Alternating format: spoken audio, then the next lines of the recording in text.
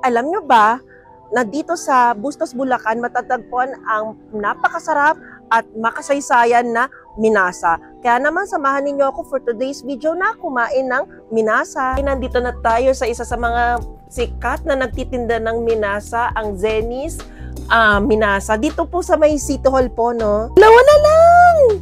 Dalawa na lang yung minasa nila, guys. Paano po ito? 210. Wow. Not bad, 210 para sa ganito. Biling ko na tong dalawa. Additionally, ang minasa, ang harina na ginagamit dito ay yung sago.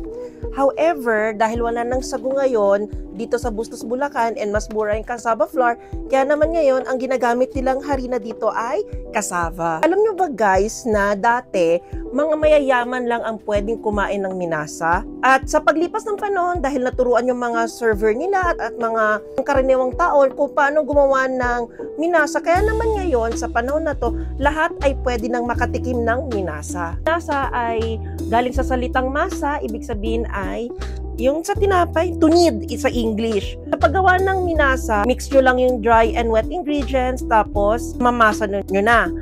Kapag tapos nyo nang imasa at smooth na yung dough, flatten siya, tapos meron yung mold na kahoy, doon nyo siya ilalagay. Traditionally, ang shape ng mga molds ay flower, pero paglipas ng panahon, may mga iba't ibang shape sila. So, may nakita din ako sa ibang store na may Hello Kitty, di ba? Very aesthetic, very cutesy. Kuha tayong isa. Sana hindi ko madurog.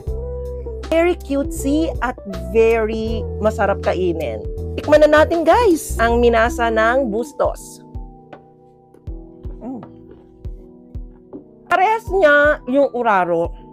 Mas siksik lang siya and mas moist siya. Kasi sa uraro, yung texture kasi ng uraro, mas tuyo siya or dry and powdery. And mas lighter yung texture niya pag kinain. Sarap, I like it. Upang mapanatili ang tradisyon ng paggawa ng minasa dito sa Bustos, Bulacan, sila ay nagdiriwang ng Minasa Festival tuwing second week ng Enero, na kung saan may iba't ibang kaganapan katulad ng street dance competition, pagtitinda ng minasa at mga iba pang produkto, at live band concert. Sana may natutuhan kayo for today's video, guys, at sana masubukan nyo rin ang minasa ng Bustos, Bulacan na sobrang sarap at puno ng kasaysayan. So yun lang guys, follow for more videos. Bye! Love you all!